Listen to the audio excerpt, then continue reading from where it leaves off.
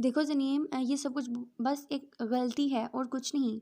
I swear कुछ भी plan नहीं था, बाय गॉड। ये सब बहुत नशे में हुआ। मेरी मोहब्बत पर शक मत करो Zaneem. I swear I love you, you know that. मैं ये सब तुम्हें पाने। Shut up, just shut up. आइंदा के बाद मेरा नाम भी मत लेना। और एक बात अच्छे से तुम समझ जाओ कि तुम्हारा नसीब अब सिर्फ और सिर्फ हमना है। रात तक मौलवी को लेकर आ जाना निकाह के लिए, और अगर ना आए तो मैं पापा को सब कुछ सच सच बता दूंगी। फिर एक गलती कि या उस गुनाह के हाथों अच्छे से ज़लील होना तुम। दो टोक लहजे में कहा था उसने अब्दाल को। मैं तुम्हारे सिवा किसी से शादी नहीं करूंगा। अपने बालों को मुट्ठी में जकड़ते हुए गुस्से से टेबल को बाँव मारते हुए कहा था उसने। मेरे साये से भी दूर रहना तुम। चलो हमना। हमना का बाजू पकड़ उस पर गरजती हुई वो बाहिर की तरफ बढ़ी थी। मैं अब्दाल से शादी नहीं करूंगी ज़नीम, तुम जानती हो मैं अरहम से मोहब्बत करती हूँ। यह सब सिर्फ और सिर्फ नशे की हालत में हुआ है, गलती से। उसके साथ गाड़ी में बैठते हुए हमना ने कहा था। बस बहुत हो गया हमना, आज डिसाइड कर लेते हैं हम एक बात, वो ये कि अब हमारी ज़िंदगी में ना कोई अरसम है और ना ही अरहम। तुम्हारे अच्छे के लिए, तुम्हारे भले के लिए मैं अरसम से दस्तबरदार होती हूँ और तुम भी अरहम से ला ताल्लुकी निभाओ। वो खुश हैं अपनी लाइफ में, उन्हें खुश रहने दो प्लीज़। फॉर गॉड सेक इसको मुकद्दर का लिखा समझ कर अब मान लो। मैंने भी मान लिया है। हम जिनके साथ बुरा करने जा रहे थे, कुदरत ने हमारे साथ ही बुरा कर दिया। प्लीज़ समझो इस बात को कि किसी के लिए हम गड्ढा खोद कर खुद उसमें गिर गए हैं। प्लीज़ अब्दाल के साथ ज़िंदगी गुजारो और तौबा करो रब से। रोते हुए उसने उसे समझाने की कोशिश की थी, गाड़ी घर के सामने खड़ी करते हुए। ये नेकी और भलाई का बहार तुम्हें मुबारक हो डियर सिस्टर। अब्दाल के साथ शादी तुम्हारी होगी, मेरी नहीं।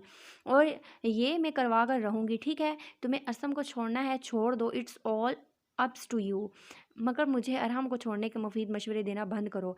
मैं मारकर भी उसे दस्तबरदारी नहीं अख्तियार कर सकती। और हाँ, एक आखिरी बात कान खोलकर सुन लो। ये जो तुम पापा की धमकी दे रही हो ना, मुझे तो शौक से दो, आई डोंट केयर। मेरे लिए वो उस दिन ही मर गए थे जिस दिन उन्होंने मुझे ये कहा था कि वो मेरे और अरहम के रिश्ते के लिए कुछ नहीं कर सकते। सो मिस्टर ज़काउल्लाह का मेरे लिए होना ना होना बराबर है। जो होना था हो गया। मैं इस पर शौक नहीं मना सकती, मुझे आगे बढ़ना है। इसलिए तुमसे जो बन पाता है, जो हो सकता है करो। Believe me, I don't care. उसने अपने आंसू साफ करते हुए आंसू को हवा में उड़ाते हुए कहा और फिर अंदर की तरफ बढ़ गई। पापा, पापा, पापा। डाइनिंग रूम में जाकर जोर शोर से वो चिल्लाने लगी थी। क्या हो गया है, क्यों शोर डाल रखा है तुमने पूरे घर में? ज़काउल्लाह भी अपने कमरे से बाहर निकले थे। जनीम भी गाड़ी से निकलती उसके पीछे आई थी। पूछें इससे इससे पूछें कि क्या करती फिर रही है ये। उसने जनीम की तरफ इशारा करते हुए अपने बाप को कहा।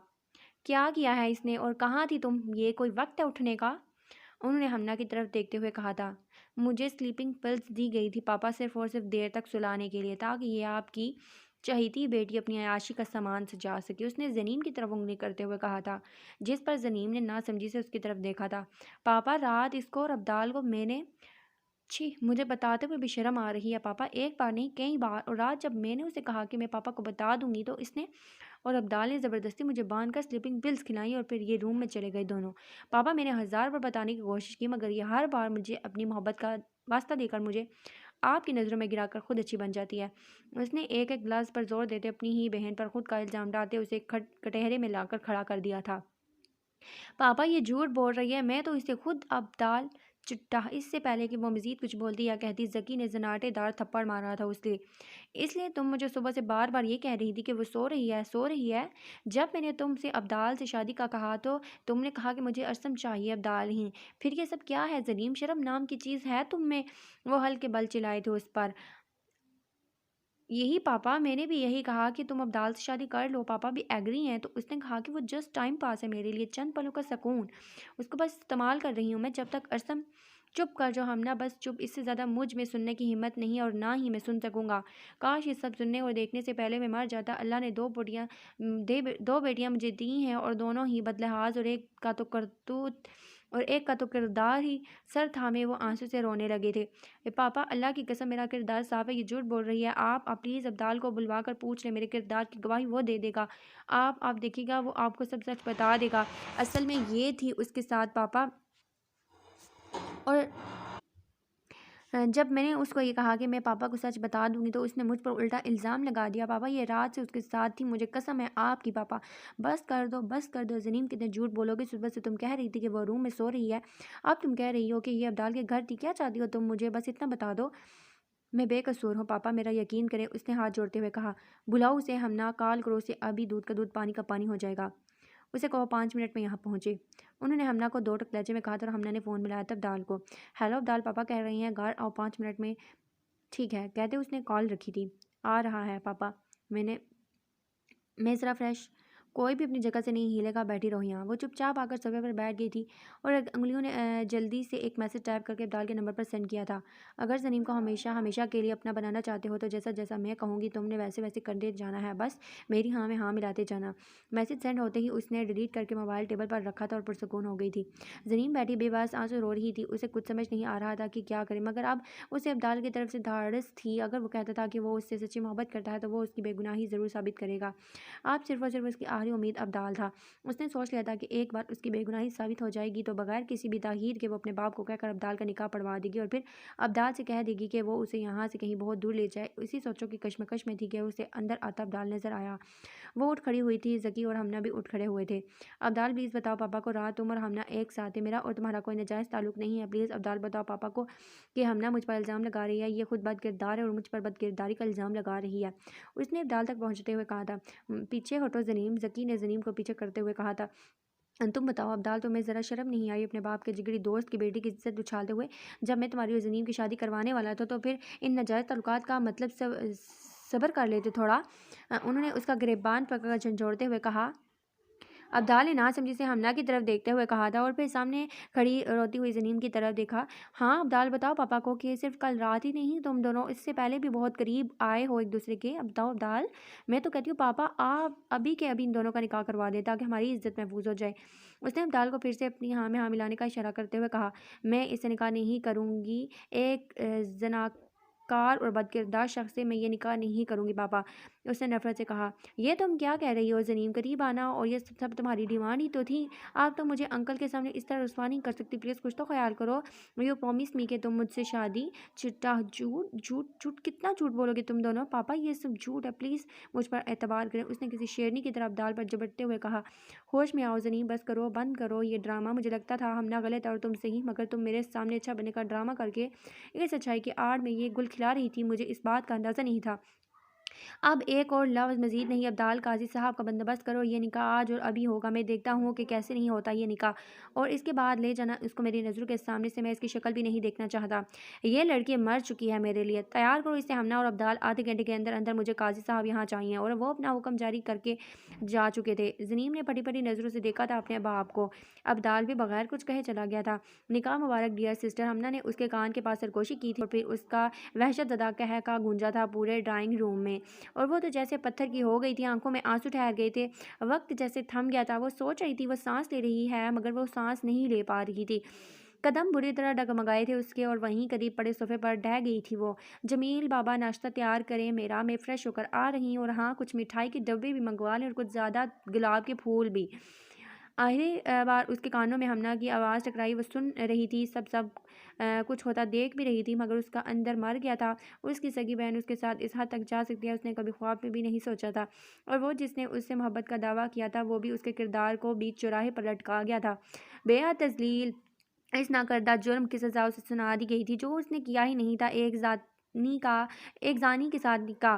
कितने आंसू बहकर उसकी हथेलियों और गर्दन में जज्ब हुए थे। कितना दर्द था जो चाह कर भी शायद कभी ख़त्म होने वाला नहीं था। पत्थर की मूरत बनी। उसे नहीं पता कब अब्दाल गाजी साहब को लाया, कब उसकी ज़बान एहाब इकरार किया और कब उस एहाब इकरार के बाद उसके बाप ने उसे अपने से जुड़े हर रिश्ते से बेदखल किया। हाँ मगर जाते वक्त उसकी आंखों में अपने लिए नफरत की तहरीर पढ़कर उसका दिल कट कर रह गया था। उसके सर पर प्यार दिए बगैर वो अपने कमरे में चले गए थे और अब्दाल उसका हाथ थामे गाड़ी तक लाया था। Wishing you a happiest life dear sister. कोशिश करना कि आप मेरे किसी काम में टांग मत अड़ाना, वरना अंजाम तो तुम देख ही चुकी हो। Next time be careful. उसके गले लगते हुए उसने उसे कहा।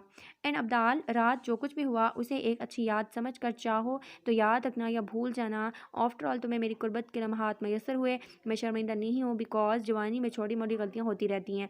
खैर मेरा वादा पूरा हुआ। अब तुम जो मर्जी करो। मैं तुम्हें नहीं जानती और तुम मुझे नहीं जानते, और इसको लगाम डालकर रखना ये मुझ तक पहुँचे तो तुम्हारे हक में बहुत बुरा होगा बाय गॉड। और उसने फिर कहते हुए वो रुकी नहीं थी और अंदर चली गई थी। अब्दाल ने ज़नीम की साइड का दरवाज़ा खोला था। वो चुपचाप गाड़ी में बैठ गई थी और अब्दाल भी। फिर भी कुछ तो बताया होगा उसने, पता ही पूछ ली थी कोई बिजनेसमैन या कुछ भी। बशाम नाम भी बड़ी मुश्किल से बताया है, वो भी 5 हर्फ का। उससे आगे वो बात ही नहीं करना चाहती, तो मैं क्या बताऊँ? बस इतना पता है कि उससे पहली मुलाकात उसके दोस्त के भाई की बर्थडे पार्टी पर हुई थी। तो उसके दोस्त का भाई उसका पता लगवाएँ वो क्या काम करता है, जिस शुबे से वो मुंसलिक होगा, उसी शुबे से कनेक्टेड लोग आएंगे ना उसकी पार्टी पर। सारा ने अपने मशवरे देते हुए कहा, तुम पागल हो, ये ज़रूरी तो नहीं कि एक ही शुबे से मुंसलिक हों उसके दोस्त। अजीब बात है। अच्छा चलो मान लिया वो मिल गया, एक पल के लिए सोचो वो मिल गया है, तो क्या वो इससे शादी कर लेगा? ये जानकर भी वो तलाक याफ्ता है। तुम इस माशरे की हकीकत से क्या वाकिफ नहीं हो? ये दुनिया कैसी है, लोग कैसे हैं, जंग लिए फिरते हैं। यहाँ के लोग अपने अंदर मनफी असरात की किसी की गलती देखकर ऐसे बेकाबू हो जाते हैं जैसे फरिश्ता सिर्फ खुद हो। जिस रास्ते को वो छोड़ कर चुकी है अपने दिल पर जबर करके, तुम मुझे फिर से उसी रास्ते की तलाश के लिए भेज रही हो। उन्होंने समझाते हुए कहा, बशाम अगर वो मिल गया तो वो खुश हो जाएंगे। उसने ज़िंदगी में बहुत दुख देखे हैं, अगर उसे हम उसकी मोहब्बत तक पहुंचा देंगे तो उसके लिए ये दुनिया जन्नत बन जाएगी। प्लीज़, सारा ने इल्तिजा की। हाँ हाँ, पता है औरतों और मर्दों के फैसलों में क्या फ़र्क होता है सारा। औरतें दिल से सोचती हैं और हम मर्द दिल के साथ साथ दिमाग से भी सोचते हैं। तुम इन फैक्ट्स पर आंखें बंद करके क्यों बैठी हो, जिन फैक्ट्स की वजह से उसकी ज़िंदगी जहन्नुम बन जाएगी? कभी सोचा है मोहब्बत के मिल जाने के बाद उसकी तरफ से मिली हुई रसवाई, उसकी तरफ से मिला इनकार, उसकी हिम्मत तोड़कर एक बार फिर उसे कितना पीछे फेंक देगा? इसलिए प्लीज़ जो जैसे हो रहा है उस पर समझौता करो, बिल्कुल वैसे जैसे उस बच्ची ने किया है। ट्रस्ट मी सफ़ी, अहमद बहुत अच्छा है और वो बहुत खुश रहेंगे। तुम तैयारी रखो अपनी पूरी, इंशाल्लाह आशिर के वलीमे वाले दिन मैं मुंतहा के फ़र्ज़ को भी अदा कर दूंगा। बशाम ने उसके सामने सारे पॉइंट वाज़ह करते हुए कहा, बशाम अगर अगर मगर कुछ नहीं, फ़ैसला हो गया, ट्रस्ट मी सब ठीक हो जाएगा। आप जाओ, बच्चों को देखो और चाय भेजो मेरे लिए। कहते हैं उन्होंने टेबल पर पड़ी फाइल पकड़ी थी और वह गर्दानी करने लगे थे। वो कुछ पल यूं ही बैठी उन्हें देखती रही थी और फिर बाहर की तरफ चली गई थी। यह बयान उन दोनों के बाप ने कलम बंद करवाया है, तो अब उनको लवारिस लाशें नहीं। सर प्लीज़ आप मुझे उनके आखिरी रस्मात की इजाज़त दे दें।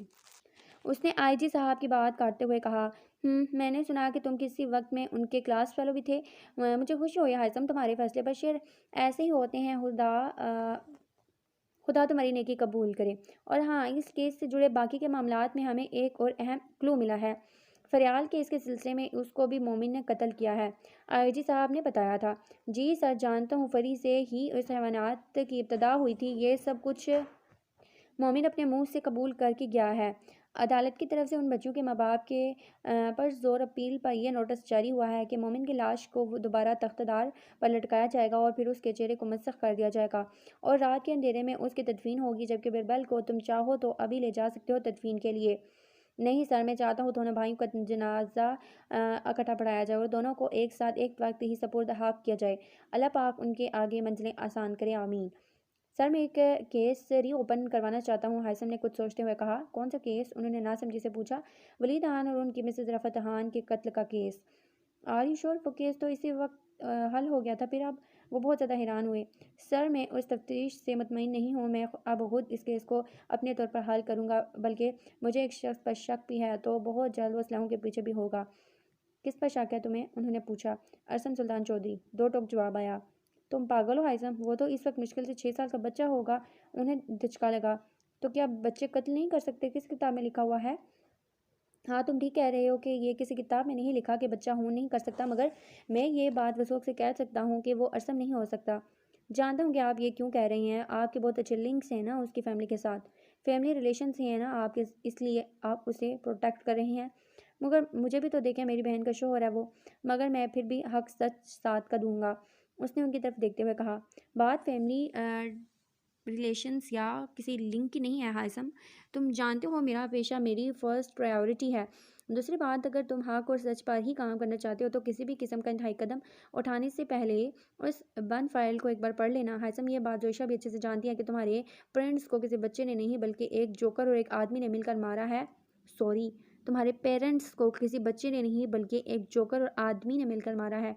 मैं इस बात में इस मामले की तह तक या था, हर लिहाज से इन्वेस्टिगेशन की थी, मगर चाहकर भी हमारे हाथ कुछ नहीं लगा था। जो स्केचेस जोशा ने बनवाए थे वो काफ़ी थे। वो शायद डर और खौफ के मारे बहुत कुछ भूल गई थी। हैरत की बात है कि इस रात एक ही वक्त में दो अलग अलग जगहों पर दो अलग अलग लाशें मिली थी और दोनों ही केस सॉल्व नहीं हो पाए, फाइल्स दबा दी गई थी। रही बात हक और सच की, तो जब तुम्हारी बहन और मुझ समेत ये बात सब जानते हैं कि कातिल कोई बच्चा नहीं था, फिर अरसम पर इल्ज़ाम लगाने का मकसद उन्होंने अपनी बात कही थी और बड़े गौर से उसके चेहरे के तासरात देखते हुए कहा, मैं उस इस्लाहों के पीछे देखना चाहता हूँ। उसने इल्ज़ाम लगाया है मेरे बाप पर कि मेरे बाप ने उसके माँ बाप का कत्ल किया है। वो होता कौन है मेरे बाप को कातिल कहने वाला? और फिर उसने जोशी से शादी भी इसलिए की कि वो बदला ले सके। मुझे इसकी सोच बताए हुए भी शर्म आ रही है किस कदर वो हर हाथ से गुजर चुका है, मगर मैं उसे उसके किसी भी मकसद में कामयाब नहीं होने दूंगा। मैं अपने बाप का केस रिओपन करवाऊंगा और उसे फंसाऊंगा। उससे उसकी नस्लें याद रखेंगी कि किसी हान से टकराया था वो। रही मेरी बहन की बात, तो उसको तो उसे छोड़ना होगा हर हाल में। गलत कर रहे हो तुम, दोनों एक दूसरे के हक में, तुम भी और वो भी। ये बात जितनी जल्दी हो सके समझ लो तो अच्छा है, वरना इतना मेस इकट्ठा हो जाएगा कि चाह कर भी तुम लोग समेट नहीं पाओगे। खैर तुम रुको, मैं तुम्हें कुछ दिखाता हूँ। हाँ, मुझे 5 मिनट तक Sultan Chaudhary case file, Waleed Khan case file चाहिए। हाँ हाँ, जानता हूँ 20 साल पुरानी फाइल्स हैं, मगर 5 मिनट में मेरे टेबल पर हूँ। ओके, कहते उन्होंने रिसीवर रखा। सर, सिर्फ अपने पेरेंट्स से रिलेटेड केस रीओपन करवाना है मुझे। आप इसके बाप की फाइल क्यों मंगवा रहे हैं? हाँ, ऐसा बहुत बड़ी जिम्मेदारी डालने लगा हूँ मैं तुम पर, और मुझे यकीन है कि तुम इस जिम्मेदारी को अच्छे से निभाओगे। इस वक्त तुम बस ये सोचना कि तुम एक ऑफिसर हो, ना किसी के भाई, ना किसी के बेटे, ना किसी के दोस्त, ना दुश्मन। ये वर्दी जो तुमने पहनी है, इस यूनिफॉर्म का हक तुम पर, और तुम इसका हक किसी भी रिश्ते से बलात्कार होकर करोगे। इंस्पेक्टर हाइसम वलीद खान, उन्होंने आखिर में प्रोफेशनल अपने मखसूस अंदाज में उसका नाम पुकारा था। यस सर, उसने उनके कहे की लाज रखी। प्राउड ऑफ यू, तुम जैसे काबिल और मेहनती ऑफिसर्स हमारा इकबाल है बेटा। Yes come on. उसी असना में उन्होंने बाहर खड़े हवलदार को अंदर आने की इजाज़त दी। सर, ये फाइल्स। हवलदार ने सल्यूट मारते हुए कहा, गुड, दो चाय भेजो, चाय भिजवा दो, और अभी मुझे कोई डिस्टर्ब ना करे, उन्होंने फाइल्स पकड़ते हुए कहा था। Yes sir.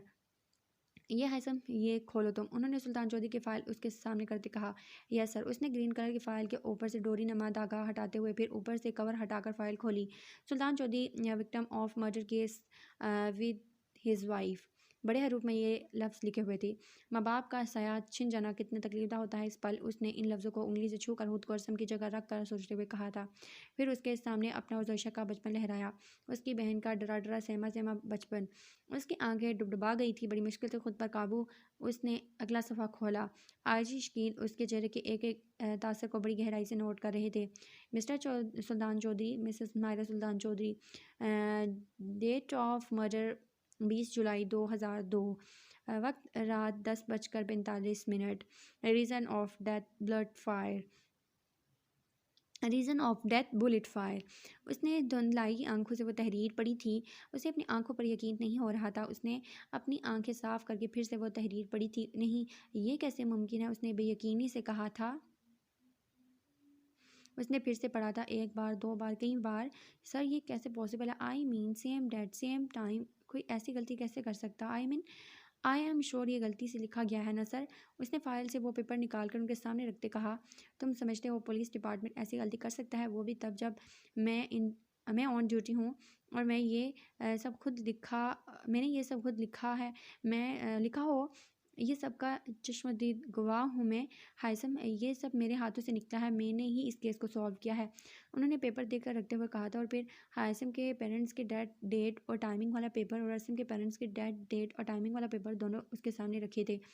सर, चाय। इतनी देर में चाय भी आ गई थी। उन्होंने चाय का कप उठाया था। सर, कैसे पॉसिबल है ये कि दो अलग अलग जगहों पर 4 लोगों के कत्ल एक वक्त में एक साथ, मतलब उसकी ज़बान आगे कुछ भी कहने से आ रही हुई थी। पॉसिबल है हासिम, अगर कातिल एक हो तो। उन्होंने अपनी जगह से उठते हुए कहा था। मैं समझा नहीं सर। वो भी अपनी जगह से उठकर खड़ा हुआ। हासिम, मैंने इस केस पर 3 माह काम किया है, और तब भी मेरी नज़र सिर्फ एक नुक्ते पर आकर रुकी थी कि उन चारों मर्डर्स के पीछे कोई एक शख्स है। मर्डर्स को दो करना चाहता था, यानी असम सुल्तान चौधरी और वलीद खान का, मगर चूँकि उनकी बीवियाँ साथ थी तो उनको भी निशाना बनाया गया। बहुत खोज के बाद मैं ये पता नहीं लगा सका कि तुम्हारे वालिद का और सुल्तान का क्या रिश्ता था, क्योंकि कभी भी उन दोनों को एक साथ नहीं देखा गया था। दुश्मन भी होते तो कहीं ना कोई कड़ी ज़रूर मिलती, मगर वो भी नहीं मिली। मैं चाहकर भी उस गुत्थी को सुलझा नहीं पाया था। फिर पता नहीं अचानक क्या हुआ, एकदम से 2 जली हुई लाशें रातों रात आईं। उनके डीएनए और फिंगरप्रिंट्स मैच हुए तुम्हारे बाप और सुल्तान के आसपास मिलने वाले निशानों से। और यही नहीं, उनको जिन बुलेट से मारा गया वो गन्स भी उन लाशों के पास से मिली। इस वक्त के आईजी साहब ने बताया मुझे। मैंने तहकीकात की और सब वैसा ही निकला जैसा आईजी साहब ने बताया। एट द एंड कातिल जले हुए मिले। Case close. मेरी पोस्टिंग कराची हो गई, और फिर फाइल्स हमेशा हमेशा के लिए बंद। मगर मैं तब भी ये बात अच्छे से जानता था कि इस सब के पीछे किसी बहुत बड़े हाथ की पुष्टपनाही है, और मैं अब भी ये बात शौक से कह सकता हूँ।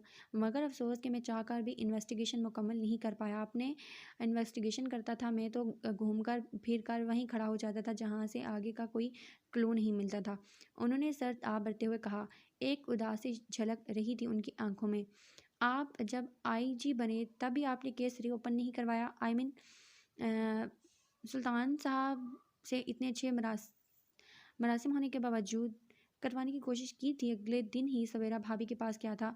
तब अरसम फर्स्ट ईयर में था। मैंने कहा कि भाभी ये बात है, उन्हें पुरानी सारी बात बताई और ये भी बताया कि मैं केस ओपन करवाना चाहता हूँ, तो उन्होंने सख्ती से मना कर दिया, सिर्फ और सिर्फ अरसम की वजह से, क्योंकि तब भी उनको ये शुबा था कि अगर अरसम के सामने केस रीओपन या कातिल को सज़ा देने की बात हुई तो वो खुद पहुंच जाएगा, इस सब में खुद हाथ डाल लेगा और जोश में कुछ गलत ना कर बैठे, इसलिए उन्होंने मना कर दिया। क्योंकि तब भी अरसम अपने बाप के कातों का किरदार तक पहुंचाने के लिए हर हद तक जा सकता था, और अब भी वो यही सब कर रहा है, बगैर तहकीक या गलत मफरूज़े की बिना पर खड़ा है बस। मगर सर बात तो ये है कि अगर बाबा और सुल्तान अंकल दोस्त नहीं थे, दुश्मन नहीं थे, तो फिर कहीं ना कहीं इससे इतनी बात तो पता लगी है कि वलीद खान भी कहीं ना कहीं एग्जिस्ट करता है, वरना इतने सालों से वो मुझ तक क्यों नहीं पहुंचाया, या फिर ये सब क्यों नहीं किया? उसने गहरी सोच में डूबते हुए कहा। अब ये सब कुछ तुम्हें पता लगाना है आसम, कुछ भी करके इस गुत्थी को सुलझाना होगा। जहाँ तक मेरी मदद की ज़रूरत हुई मैं हाजिर होऊंगा दिन रात जब चाहे। और हाँ, किसी को कानो कान पता नहीं लगना चाहिए कि तुम इस केस पर काम कर रहे हो। बेटा जोइशा की खुशियों के लिए और असम को किसी भी गलतफहमी के नीचे दबते कुछ भी गलत करने से रोकने के लिए ये सब ज़रूरी है। आई होप तुम समझ गए हो। आई प्रॉमिस यू सर, अगर इस सब में कोई तीसरा मुलव्वस है तो इसको कड़ी से कड़ी सज़ा मिलेगी। ये मेरा वादा है आपसे। वो जो कोई भी है 20 सालों से जिस बल में छुपा हुआ है, उस बल से हाजिम वली धान निकालेगा, उस गुत्थी को सुलझा कर रहेगा। समझ नहीं आती हाजिम एक साइंसदान दूसरा डॉक्टर, दोनों का दुश्मन एक, मगर दोनों दोस्त नहीं दुश्मन नहीं, फिर ये सब कैसे? क्या कभी बचपन में तुम्हारे सामने कभी तुम्हारे पापा ने सुल्तान का नाम लिया हो? नहीं सर, जहाँ तक मुझे याद पड़ता है कभी भी नहीं। मगर जोशा के सामने लिया हो तो मैं कुछ कह नहीं सकता है। जो भी अब इंशाल्लाह पता चल जाएगा। इंशाल्लाह, बेस्ट ऑफ लक, अल्लाह पाक कामयाब करे तुम्हें। उन्होंने दुआ दी थी और फाइल्स थामे सलूट मारते बाहर की तरफ बढ़ गया था। स्काई ब्लू जॉर्जेट की लॉन्ग शर्ट और चूड़ीदार पजामे पर नेट का स्काई ब्लू दुपट्टा एक कंधे पर डाला था उसने, जबकि दूसरे कंधे पर मेहरून शाल थी। लंबे बालों को ब्रश करके पीछे डाल दिया था। मैं ब्रेक्स सा नेकलेस और कानों में बारीक सा नेकलेस और कानों में टॉप्स, परफ्यूम पकड़कर कलाइयों और गर्दन पर छिड़का था। हाथ में लिपस्टिक पकड़े वो अब भी उन लफ्ज़ों को सोच रही थी जो अरसम ने फुपोरे हाथ के सामने कहे थे। क्या सच में वो शादी कर लेंगे अपनी दोस्त से? क्या वो सच में उनके काबिल हैं? और और मैं नहीं। उसकी आंखों में पानी भरने लगा। अगर वो उससे प्यार करते हैं तो कल रात जो उन्होंने मेरे साथ किया वो क्या था? अगर मैं उस जनीन की तरह बन जाऊँ तो उसने कल रात डार्क लिपस्टिक लगाई थी ना, तो मैं भी वैसी लिपस्टिक लगा लेती हूँ। आप मुझे छोड़कर नहीं जा सकते। मैं आपको खुद को छोड़ने नहीं दूंगी। आप मुझे अच्छे लगने लगे हैं, पता नहीं क्यों, मगर मैं आपको खोना नहीं चाहती। क्या हो रहा है ये? वो अचानक से किसी देव की तरह या फिर किसी जिन की तरह नाजिल हुआ। अपनी सोचों में डूबे हुए उसकी आहट तक महसूस नहीं हुई थी उसके इस तरह ज़ोर से पुकारने पर। उसका हाथ कांपा था और लिपस्टिक ठक से नीचे गिरी थी। हाथ ही नहीं, वो पूरी काम गई थी। बस हो गया ड्रामा शुरू। 24 घंटे का रोना धोना, हर वक्त एक ही काम है, थकती नहीं हो इससे? इतनी डार्क लिपस्टिक किसने कहा लगाने को? उसके माथे पर बल आए थे उसके रंगे हुए होंठ देखकर। उसे याद आई थी वो पहली मुलाकात जब उसके होंठ किसी भी लिपस्टिक के बगैर इतने खूबसूरत गुलाबी और प्यारे लग रहे थे। उसे याद था कि फंक्शन के तीनों दिन भी उसको ब्यूटिशियन ने बहुत लाइट सी नेचुरल लिपस्टिक लगाई थी। मुझे पप्पो ने कहा था कि रेडी हो जा, फिर दादू से मिलने जाएंगे। पप्पो ने रेडी होने का कहा होगा, ये फजूलियात लगाने का नहीं। और किससे पूछकर जा रही हो अपनी दादू से मिलने? क्या मैंने तुमसे कहा जाने को? उसका बाजू खींचते हुए उसने कहा। तो फिर जनीम से शादी करने के लिए आपको भी मुझसे पूछकर फैसला लेना चाहिए था। जब आपने मुझसे नहीं पूछा तो मैं क्यों पूछूं? उसने अपने बाजू से उसका हाथ हटाने की कोशिश करते हुए कहा।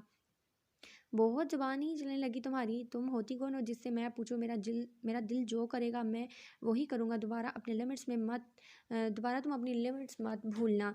कहीं नहीं जा रही तुम, और ये साफ़ करो इसे और कपड़े निकालो मेरे। मैं नहीं हटाऊंगी। जाने क्या दिल में आया था कि वह बोल उठी थी। तभी वो झटके से उसकी तरफ मुड़ा था। उसके नाजुक वजूद को खींचकर दीवार के साथ पिन किया था।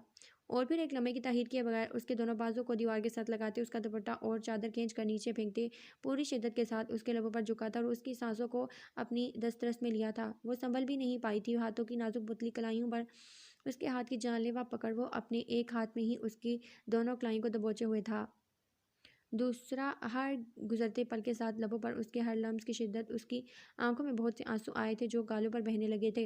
वो अपनी सांसें, अपनी शिद्दतें उस नाजुक जान पर वार रहा था और वो हलकान हो रही थी। वो ऐसे गुम था जैसे वक्त लम्हात सब कुछ थम गया हो। एक दम से उसका वजूद बुरी तरह कांपने लगा था। जिसको महसूस करते उसने बड़ी नरमी से उसको अपने शिद्दत भरे जुनून से आज़ादी दी थी। जब भी वो उसके नाजुक बेदाग गर्दन पर झुका था और उसकी खुशबू में गहरा सांस लेते उसने अपनी मूछें और दाढ़ी रब की थी। जोइशा अरसम सुल्तान चौधरी, मेरे साथ जिद मत लगाया करो, जो कहता हूँ चुपचाप मान लिया करो, वरना मुझे बर्दाश्त करना तुम्हारे ऊपर बहुत भारी पड़ सकता है। ये नाजुक जान अरसम सुल्तान चौधरी को समेटते समेटते उसकी शिद्दतें बर्दाश्त करते हल्कान हो जाएगी। हालत देखो अपनी, बाकी की जो बच्ची है, जब मैं चेंज करके आऊँ तो टिश्यू से साफ़ होनी चाहिए, नहीं तो एक और राउंड लेने में मुझे कोई मसला नहीं। उसके निचले होंठ को अंगूठे से रब करते हुए उसके कान के लू को चूमते उसने कहा, और वो बमुश्किल अपना दुपट्टा और चादर उठाती घसीटती खुद को शीशे के सामने लाई थी। अभी तक उसका सांस नॉर्मल नहीं हुआ था। गर्दन, कान की लो और लबों पर उसके लम्स अभी तक महसूस हो रहे थे। कितना जालिम था वो, टिश्यू लेते सोचते हुए उसकी सिसकी निकली थी। कांपते हाथों से अपने भीगे लबों को अपनी हथेली से साफ करते उसने टिश्यू से मिट्टी मिट्टी लिपस्टिक को भी साफ किया। सब समझती हूँ मैं, उसके रूप में शायद किसी और को देखना नहीं चाहते ना, इसलिए। तभी उसने देखा था कि वो ब्लैक शलवार कमीज़ पहने बाहर निकला था और अब अपनी आस्तीनें फोल्ड कर रहा था। मोबाइल पर होती रिंग ने उससे अपनी तरफ मुतवज्जा किया था। अरसम ने मोबाइल उठाकर ओके किया था। वो अभी भी मिरर के सामने बेफजूल खड़ी थी। वो चलता हुआ उसके पास आया था और उसके बिल्कुल पीछे आकर खड़ा हो गया था, इतना कि वो मुड़ती तो उसके सीने से टकरा जाती। हेलो सनीम, बोलो। अरसम ने एक हाथ से बालों में उंगलियां चलाते हुए बालों को पीछे की तरफ ठीक करते हुए कहा। किधर, बाहर हो? थोड़ा सा नीचे झुकते उसकी गर्दन से बाल हटाते कहा था उसने। अच्छा तो आ जाओ अंदर, बल्कि ऐसा करो रूम में आ जाओ। आपकी बार उसके कंधे पर नाक रब करते कहा था उसने। कि जोइशा ने शिद्दत से आगे मीची थी। वो हाथों की हथेलियां पसीने से नम हुई थी। रीढ़ की हड्डी में सनसनाहट सी हुई थी उसके लम से, उसकी सांसों की तपश से। वो उसकी एक एक हरकत को नोट कर रहा था और महसूस हो रहा था उसके खौफ, उसकी अबतर हालत, उसकी सांसों की रवानी से। ठीक है आ जाओ, कहते उसने कॉल डिस्कनेक्ट की थी। क्यों ना आज तुम्हें तुम्हारी सौतन से मिलवाया जाए। उसके पेट पर दोनों हाथों को बांधे पेट पर हाथों का दबाव बढ़ाते कहा। उसके हल्की सी चीख निकली थी। तभी दरवाज़ा नॉक हुआ।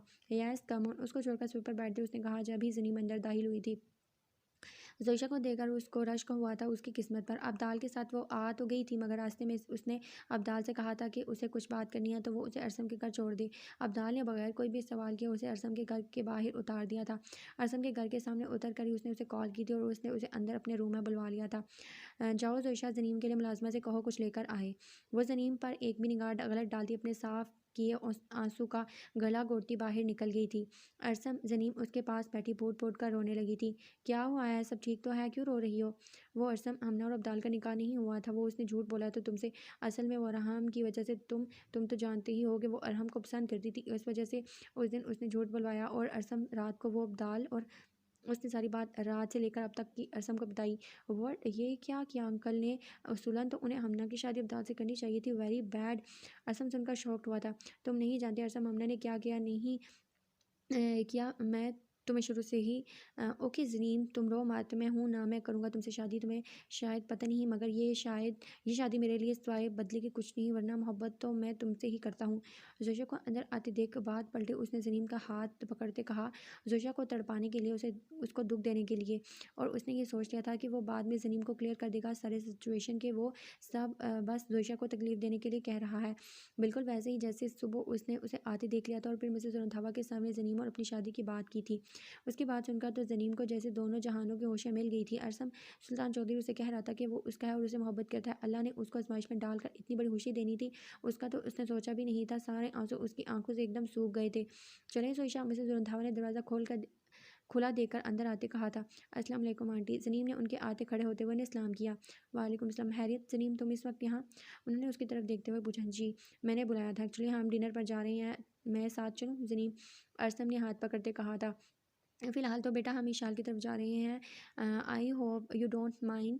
ज़नीम अगर डिनर का फिर कभी प्लान बना लो तुम लोग। उन्होंने घूरते हुए असम को देखा और कहा, और फिर ज़नीम से कहा, कोई बात नहीं आंटी, मैं चलती हूँ, हम फिर कभी चले जाएंगे, इट्स ओके।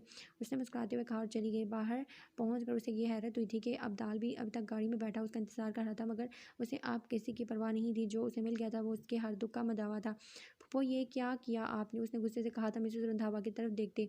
इशाल की बहुत बार कॉल आ चुकी है, स्पेशली वो तुमसे मिलना चाहती है, तो मैं गाड़ी में वेट कर रही हूँ, जोशर के साथ पहुँचो गाड़ी में। दो टोक लहजे में कहती वो रुकी नहीं थी।